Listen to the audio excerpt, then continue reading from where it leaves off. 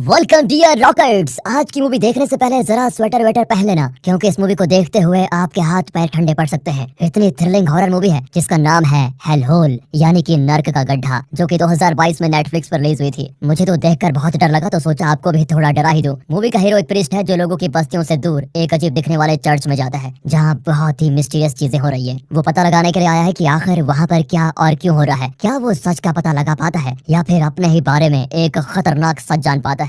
ऐसा उस चर्च में क्या हो रहा है, ये सब जानने के लिए वीडियो को एंड तक जरूर देखिए। शुरू से अंत तक आपको एहसास होगा कि आप खुद ही इस मूवी के अंदर हैं, और ऐसा क्लाइमेक्स आपने आज तक किसी और मूवी में नहीं देखा होगा। बाकी दोस्तों, चैनल को सब्सक्राइब करने के साथ बेल आइकन को दबा दीजिए। यूट्यूब का नोटिफिकेशन ऑन रखिए। इंस्टाग्राम और फेसबुक पे आप हमें फॉलो कर सकते हैं। अब चलते हैं मूवी के अंदर, यानी कि हेल होल के अंदर। मूवी की शुरुआत 1957 में होती है। आधी रात को एक प्रीस्ट की कार चर्च के पास जाकर रुकती है। प्रीस्ट अपने हाथ में कुछ उठाकर अंदर जाता है और रोता हुआ बड़बड़ाता है कि भगवान मुझे माफ कीजिए, इस शैतान के बीज को मैं खत्म करने जा रहा हूँ, वरना ये दुनिया को मिटा देगा। प्रीस्ट के हाथ में एक बच्चा है जो रोता बिलखता हुआ उसे देख रहा है। उसे मारने के लिए प्रीस्ट एक चाकू निकालता है। तभी बच्चे के कंधे पर एक अजीब निशान को दिखाते हैं। प्रीस्ट उसे मारने के लिए चाकू पर उठाता है और तभी दरवाजा टूटता है और दो पुलिस वाले गन तान कर अंदर आते हैं और कहते हैं कि चाकू फेंक दो वरना शूट कर देंगे। पर प्रीस्ट बार बार कहता है कि तुम लोग समझ नहीं रहे हो, ये शैतान का बच्चा है, इसे मैं तो मार कर ही रहूंगा। पुलिस वाले उसे वार्न करते हैं पर वो मानता ही नहीं, इसलिए वे प्रीस्ट को शूट कर देते हैं। फिर वे उस बच्चे को उठा लेते हैं और वो बच्चा अब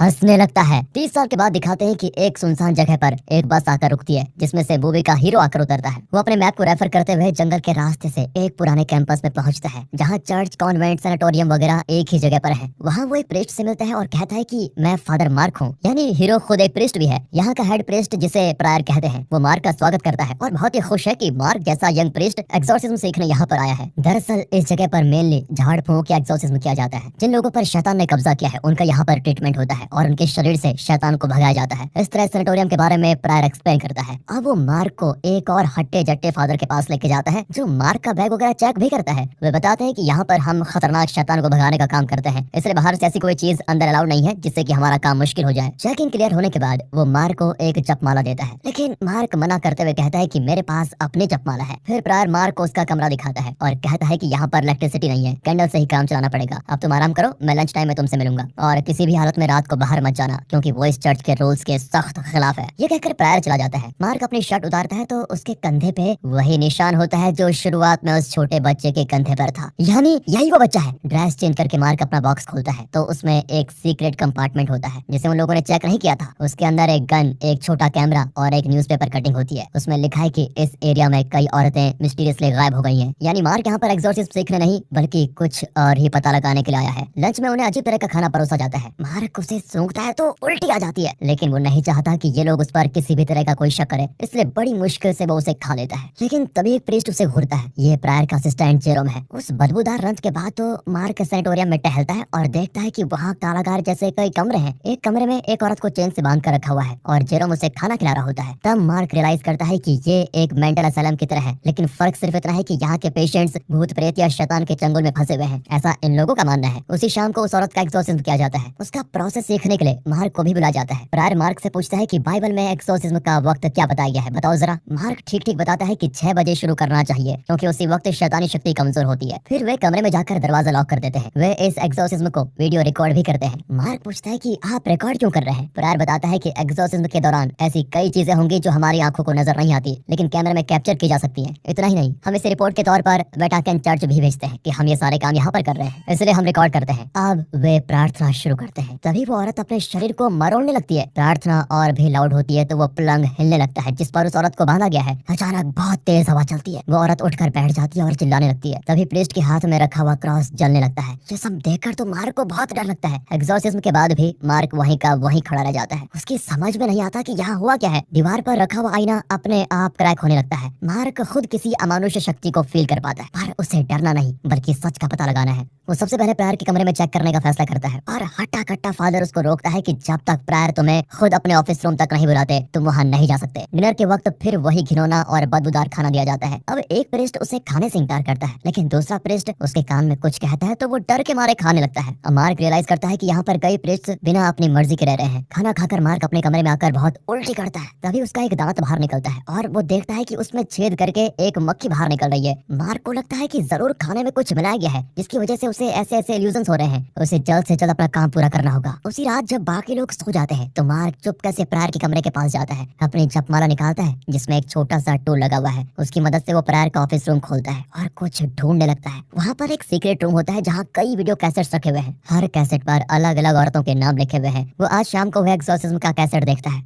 उस वक्त जो आंखों को सच लग रहा था वो इस रिकॉर्डिंग में थोड़ा अजीब लगता है और मार्क को शक होता है कि यहाँ कुछ न कुछ तो लोचा जरूर है। फिर वो उस एक्सोर्सिज्म वाले कमरे में जाकर देखता है। वहाँ बेड के नीचे एक इंजेक्शन मिलता है, शायद नशीले पदार्थ का इंजेक्शन है। बेड के पास 2 स्विचेस होते हैं जिस पर खड़े होने के बाद बेड हिलता है। ये कोई मैकेनिकल सेटिंग है, ना कि कोई भूत। तभी किसी की आहट सुनकर वो एक जगह छिप जाता है। कुछ देर बाद उस जगह पर एक स्विच देखता है जिसे ऑन करने पर एक फैन चालू होता है जिससे तेज हवा आती है। लेकिन वो क्रॉस अपने आप कैसे जलने लगा ये जानने के लिए वो उस क्रॉस को उठाकर देखता है। उसमें भी एक स्विच होता है जिसे ऑन करते ही आग लग जाती है। ये थोड़े बड़े साइज का लाइटर मालूम होता है। अब कंफर्म हो चुका है कि ये लोग एक्सोर्सिज्म के नाम पर फ्रॉड कर रहे हैं, लेकिन क्यों? अगर किसी ने गैस कर लिया हो तो कमेंट्स में जरूर बताना दोस्तों। अब अगले दिन मार्क इंग्लिश में प्रार्थना करता है तो प्रायर उसे रोककर लैटिन में जपने को कहता है, लेकिन मार्क को लैटिन तो आती नहीं तो वो डगमगाने लगता है। जेरोम फिर उसकी मदद करना चाहता है लेकिन प्रायर उसे गुस्से से देखकर चुप करा देता है। अब प्रायर को धीरे धीरे मार्क पर शक होने लगा है। उस दिन भी वो वही नर्क वाला खाना खाता है। आज मार्क के हिस्से में एक चिपचिपा मांस का टुकड़ा आता है जो शायद किसी भी जानवर का हो सकता है। फिर भी मार्क उसे चुपचाप खाता है क्योंकि आज वो यहाँ से कैसे भी करके बच निकलने वाला है। फिर अपने कमरे में जाकर न्यूज़पेपर कटिंग और अपनी दूसरी चीजें जाकर वो जला देता है और सिर्फ एक गन लेकर बाहर कैजुअली जाता है। पर हर तरफ गेट लॉक करके रखा हुआ है। तभी खिड़की से वो देखता है कि कुछ प्रीस्ट मिलकर किसी को दफना रहे हैं। शायद ये लोग उस औरत को दफना रहे हैं जिसका पिछली रात को एक्सोर्सिज्म किया गया था। वो भागकर उस औरत के कमरे में चेक करता है तो वहाँ खून के अलावा कुछ नहीं होता। और तभी उसके पीछे जेरोम आकर कहता है कि तुरंत कन्फेशन कैबिन में जाओ। मार्क को लगता है कि जेरोम उसे बचाना चाहता है, इसलिए वो सीधे कन्फेशन कैबिन में जाता है। वहाँ जेरोम बताता है कि मैं भी जानता हूँ कि यहाँ बहुत ही गलत और खतरनाक चीजें होती है। तुम्हारी तरह मैं भी यहाँ से बचने की कोशिश कर रहा था लेकिन पकड़ा गया और मुझे भी कुछ दिनों के लिए एक कारागार में बंद कर दिया गया था। इसलिए बेहतर तो यही होगा कि तुम यहाँ रहने की आदत डाल लो। पर तब मार्क रिवील करता है कि वो एक पुलिस ऑफिसर है जो कुछ औरतों का मिसिंग केस इन्वेस्टिगेट करने यहाँ पर आया है और पुलिस को इस चर्च पर शक भी है, लेकिन वे डायरेक्ट चर्च पर इल्जाम नहीं लगा सकते क्योंकि आम लोग इससे भड़क जाएंगे, इसलिए मुझे प्रीस्ट बनकर आना पड़ा। इस पर जेरोम बताता है कि अगर इस चर्च में एक्सोर्सिज्म जैसी चीजें नहीं होती तो प्रायर को वेटिकन के चर्च से फंड नहीं मिलता और पैसों के बिना प्रायर का ये सैनिटोरियम बंद हो जाएगा और उसका इनकम भी। इसलिए प्रायर एक्सोर्सिज्म का ड्रामा करके उसकी वीडियो वेटिकन चर्च को भेजता है। उन लोगों को भी लगता है कि चलो यहाँ शैतान से पीड़ित लोगों का ट्रीटमेंट हो रहा है, इसलिए वे इस चर्च को फंड्स भेजते हैं। अपना ये कारोबार चलाने के लिए प्रायर आसपास रहने वाली औरतों को किडनैप करके उन्हें तरह तरह के नशीले पदार्थ देता है जिससे औरतें बिल्कुल वायलेंट हो जाती हैं। फिर प्रायर उनका झाड़ फूंक करवाता है और वो भी लेटेस्ट टेक्नोलॉजी वाली सेटिंग के साथ। लोगों को भी विश्वास हो गया कि सच में भूत शैतान वगैरह होते हैं और प्रायर उन्हें भगाने के लिए इतनी मेहनत कर रहा है। अब मार्क जाकर उस औरत की कब्र को खोलता है और शव पेटी खोलता है पर वो एकदम खाली। तभी पीछे से हट्टा कट्टा फादर उसे मारता है। अगले सीन में मार्क को बेड से बांध कर रखा गया होता है। तभी प्रायर आकर कहता है कि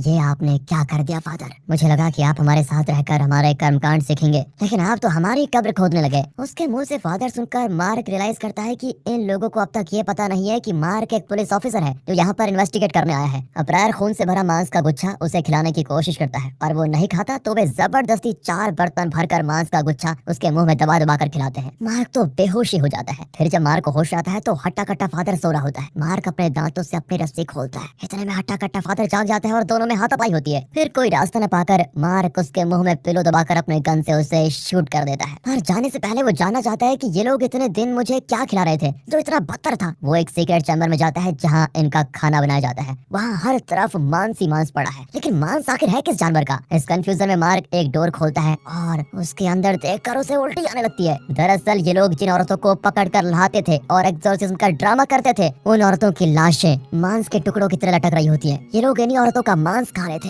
अब ये देखकर मार्क को तो चक्कर आने लगते हैं। तभी जेरोम आता है और वो खुद ये देखकर शॉक्ड होता है। जेरोम कहता है कि मैं तुम्हें एक और राज बताऊंगा, चलो मेरे साथ। फिर वो मार्क को एक लाइब्रेरी में लेके जाता है जहाँ वो 800 साल पुरानी एक बुक निकालता है। उस बुक में लिखा है कि धरती पर एक बच्चा जन्मेगा और चंद्र ग्रहण के दिन उसके शरीर पर अपने आप ही एक निशान बनेगा। उस बच्चे को मार डालना होगा क्योंकि उसी के जरिए शैतान इस धरती पर आएगा और दुनिया के सारे इंसानों का खून पी जाएगा। ये कहकर वो पन्ना पलटता है तो उसमें वो सिंबल होता है जिसको देखकर मार्क अपने कंधे को टच करने लगता है क्योंकि यही सिंबल मार्क के कंधे के निशान से एकदम मैच करता है। अब जेरोम को भी ये राज पता चल चुका है। वो कहता है कि देखो छोटे फादर, तुम प्लान बनाकर यहाँ नहीं आए बल्कि प्रायर ने मास्टर प्लान बनाकर तुम्हें यहाँ पर बुला भेजा था, पर उसने तुम्हें अब तक मारा क्यों नहीं ये मुझे पता नहीं। मुझे तो लगता है कि प्रायर शैतान को इस दुनिया में लाना चाहता है, पर क्योंकि मार्क एक पुलिस ऑफिसर है तो वो ऐसी बेहुदा बातों पर विश्वास नहीं करता। लेकिन जेरोम कहता है कि इससे पहले कि प्रायर और उसके साथी इस बुक में लिखे कर्मकांड करके तुम्हारे जरिए शैतान को इस दुनिया में लेके आए, तुम यहाँ से फौरन बच निकलो। ये कहकर वो मार्क को एक अंडरग्राउंड टनल में लेके जाता है, लेकिन वहाँ 2 प्रीस्ट मार्क को मार मार कर बुरा हाल कर देते हैं। दरअसल ये जेरोम तो प्रीस्ट से भी बहुत बड़ा एक्टर निकला। ये प्रायर का ही आदमी है और मार्क को फंसाना चाहता था। अब मार्क को उस अंडरग्राउंड टनल से भी बहुत नीचे एक गुफा में बांध देते हैं जो 800 साल पहले बनाई गई थी। उस गुफा के बीच अब मास्टरमाइंड प्रायर रिवील करता है, हमारा ग्रुप 800 सालों से पीढ़ी दर पीढ़ी तुम्हारा ही इंतजार कर रहा था कि कब तुम पैदा होंगे और कब हम शैतान को इस दुनिया में लेके आएंगे। कई हजारों सालों से भगवान का ही राज चल रहा है, लेकिन बुरे इंसानों की तादाद बढ़ती ही जा रही थी। उन्हें सिर्फ शैतान ही खत्म कर सकता है। शैतान ही हमारा भगवान है और अब उसका राज शुरू होने जा रहा है। मार्क बहुत चिल्लाता है कि तुम लोग बेवकूफ हो, मैं एक पुलिस ऑफिसर हूँ, अगर मुझे कुछ हुआ तो मेरा डिपार्टमेंट तुम लोगों को छोड़ेगा नहीं। लेकिन वे अपनी प्रार्थना स्टार्ट कर देते हैं। 800 साल पहले लिखे गए किताब के अनुसार इस कर्मकांड के लिए इन्हें एक इनोसेंट औरत का खून चाहिए, तो वे उस औरत को पकड़ कर लेके आते हैं और भेड़ बकरी की तरह उसकी गर्दन काट कर उसका खून पीते हैं और प्रार्थना करते हैं कि शैतान इस दुनिया में जल्द से जल्द आ जाए। फिर वे जबरदस्ती मार्क को भी खून पिला देते हैं। वे कुएं की ओर देखकर जोर जोर से मंत्र जाप करते हैं क्योंकि इस कुएं से शैतान निकलने वाला है। लेकिन बहुत देर तक सबका टाइम वेस्ट करने के बाद भी कोई शैतान वहाँ निकलता ही नहीं। अब प्रायर टेंशन में पीछे मुड़कर जेरोम से पूछता है, इस बुक के सारे स्टेप्स तो हमने फॉलो कर दिए, फिर शैतान क्यों नहीं आ रहा? बातों ही बातों में जेरोम बोल देता है कि आपने दिल से मंत्र जाप नहीं किया होगा या कोई स्टेप मिस कर दिया होगा। अब बाकी प्रीस्ट भी भड़क जाते हैं कि क्या 800 साल से हमारी पुश्तें बेकार कर्मकांड कर रही थी, आपने जरूर ठीक से प्रोसेस को फॉलो नहीं किया होगा। इस तरह सभी प्रायर पर बरस पड़ते हैं। पीछे से मार्क डकार मारकर हंसता है कि ये लोग तो उल्लू के पट्टे निकले, जाओ जाओ, यहाँ कोई शैतान नहीं आएगा क्योंकि तुम ही लोग सबसे बड़े शैतान हो। अब जेरोम को गुस्सा आता है और वो मार्क के पेट में चाकू घुसा देता है। फिर दूसरों से कहता है कि सब अपने अपने कमरे में जाओ और कल से हम वही पुराना एक्सोर्सिज्म का ड्रामा करेंगे और हमें फंड मिलता रहेगा, इस तरह हम गुजारा कर लेंगे। शैतान के बारे में फिलहाल भूल जाओ। फिर वे मार्क को शैतान के कुएं में डालकर चले जाते हैं। इस पॉइंट पर अगर आप हॉरर फिल्म में डरने के बजाय हंस रहे हो तो वीडियो को लाइक कीजिए दोस्तों में से, पर एंड में हॉरर ही हॉरर है। यहाँ प्रायर परेशान है कि उसका मिशन फेल हो गया और वो शराब पीकर सुट्टा मारने जाता है। फिर जेरोम उसे ले जाकर बेड पर सुला देता है और एक पिलो उसके मुंह पे दबाकर उसे खत्म कर देता है। आज से इस सैनिटोरियम का हेड प्रीस्ट मैं हूँ, तुम्हारी यहाँ जरूरत नहीं है। अगले दिन वो बड़े दुख के साथ सबको बताता है कि मैं यहाँ आया तो प्रायर मरे पड़े थे, शायद शैतान वाला मिशन फेल होने का सदमा बर्दाश्त नहीं कर पाए और वो मर गए। वे भी जेरोम को दिलासा देते हैं और उसे ही हेड बना देते हैं। लो, इसका तो फ्यूचर सेट हो गया। पर तभी हम देखते हैं कि मरे हुए प्रायर के मुंह से मक्खी निकलकर पूरे सैनिटोरियम में घूमती है। आखिर में वो नीचे उस कुएं में जाकर मार्क के ऊपर बैठती है। अगले ही सेकंड मार्क उठ जाता है और दर्द के मारे चिल्लाता है। लगता है वो अभी मरा नहीं। फिर धीरे धीरे उसका शरीर हवा में घुलने लगता है। यहाँ जेरोम मरी हुई औरतों के मांस वगैरह को जलाने का ऑर्डर देता है क्योंकि मार्क को ढूंढने पुलिस जरूर आएगी और उन्हें कोई एविडेंस नहीं मिलना चाहिए। फिर वे प्रायर का अंतिम संस्कार करते हैं। प्रार्थना के दौरान अचानक जेरोम का मुंह अपने आप ही लैटिन में शैतान के गुण गान गाने लगता है। वो अचानक हवा में उड़ता है, उसके हाथ पैर मरोड़ने लगते हैं और उसके शरीर के अंदर से लाखों मक्खियां निकलती है। देखते ही देखते वो जलकर राख हो जाता है और उसके ड्रेस नीचे गिरते हैं और तभी उस कुएं के अंदर से एक रूप निकलता है। यही है असली शैतान, यानी मार्क ही वो शैतान है। वो आकर सबके सामने खड़ा हो जाता है और ऐसी घनघोर आवाज में चिल्लाता है कि सब वहीं के वहीं फ्रीज हो जाते हैं। तभी सूली पे चढ़े हुए जीसस का फेस मुड़कर शैतान की तरफ देखता है और शैतान जीसस की पोजीशन में खड़ा हो जाता है। बाकी प्रीस्ट भी वैसे ही पोजीशन में खड़े हो जाते हैं और सभी हवा में मुड़कर उल्टा लटकते हैं। चर्च क्रैक होने लगता है और बाहर देखते हैं कि पूरी दुनिया ही उल्टी हो चुकी है, यानी अब आसमान ही जमीन है और जमीन ही आसमान। सूखे हुए पेड़ पौधे फिर से फलने फूलने लगते हैं। नीचे आसमान में एक बड़ा गड्ढा बन जाता है और शैतान की कठोर और डरावनी आवाज सुनाई देती है, यानी अब इस धरती पर शैतान का राज होगा और जीव जंतु में शैतान ही बसेगा। इसी खतरनाक मैसेज के साथ ये मूवी यहाँ पर खत्म होती है। तो दोस्तों, कैसी लगी आपको ये मूवी? अगर ये वीडियो आपको अच्छी लगी हो, स्टोरी अच्छी लगी और अगर मजा आया हो और एक्सप्लेनेशन अच्छा लगा हो तो लाइक कीजिए, चैनल को सब्सक्राइब। मिलते हैं ऐसी मजेदार मूवी में।